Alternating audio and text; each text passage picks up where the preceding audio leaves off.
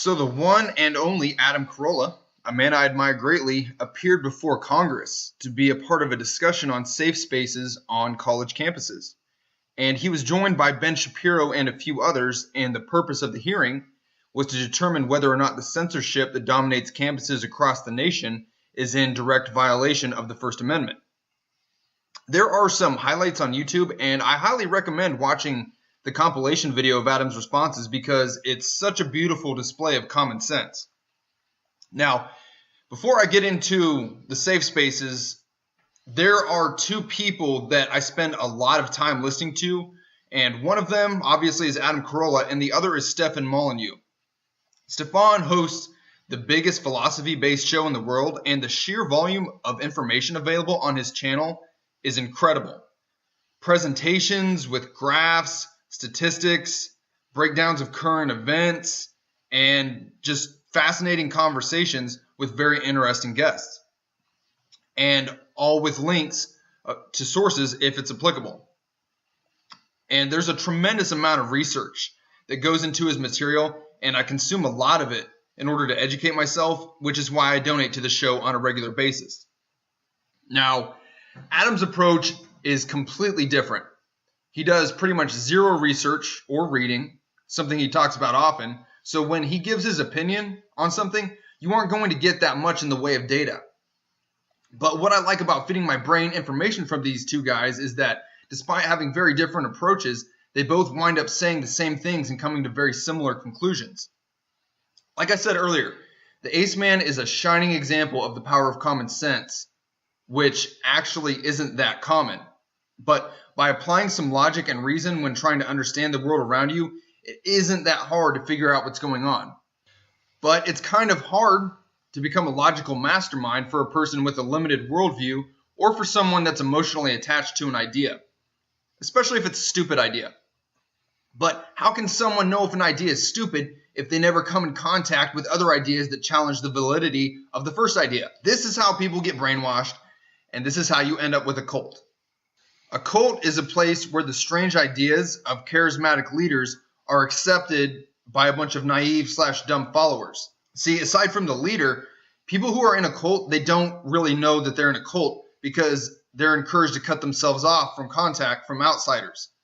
Unless, of course, there's a chance of recruiting them or converting them or whatever they like to do.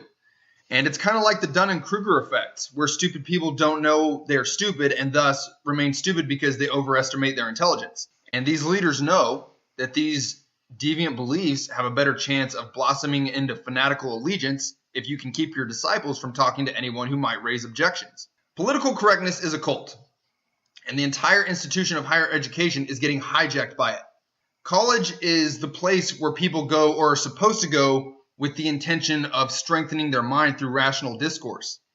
Everyone has preconceived notions about the world, especially when they are young, and it's important to test yourself by seeing how well your ideas hold up in a discussion with people who think differently. And it's kind of like natural selection.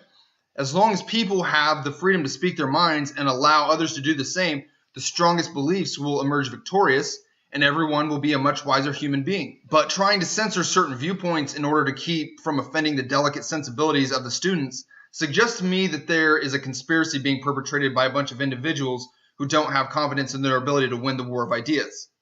That, or they are worried that the students who don't jive with what's being said are going to become so triggered that they start rioting and destroying things all in the name of social justice. But it has to be one or the other, and I suspect that it's a little of both.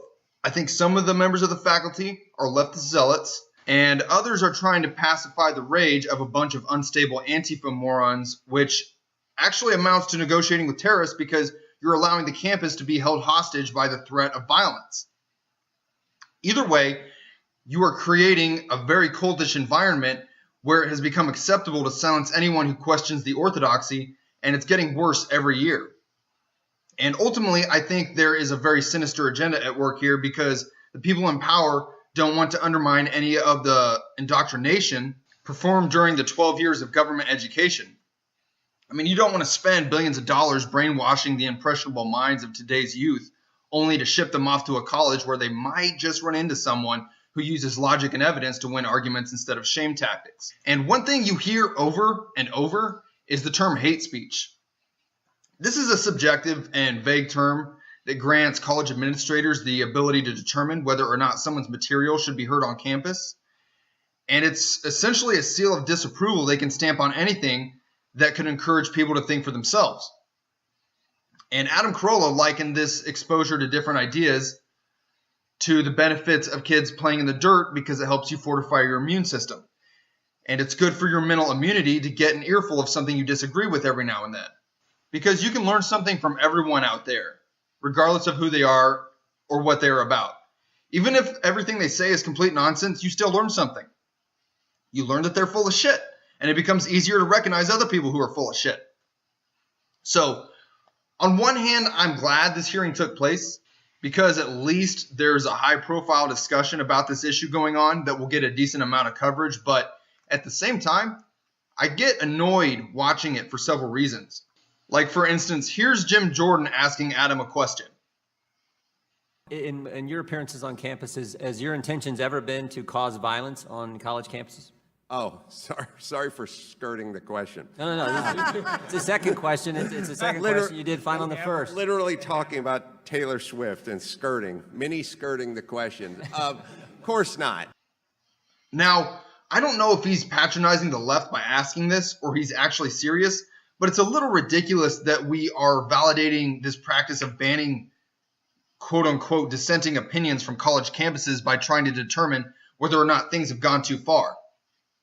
To me, it's painfully obvious that things have gone too far. The discussion should instead focus on how to restore order to these institutions instead of combing over the pros and cons of pulling this crap.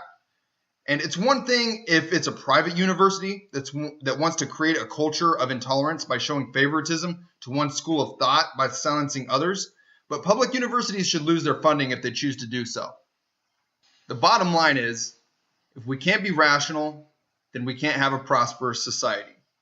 It's as simple as that. Anyway, hopefully that was somewhat thought-provoking. Let me know what you think in the comments below. And until next time, peace, success, and God bless.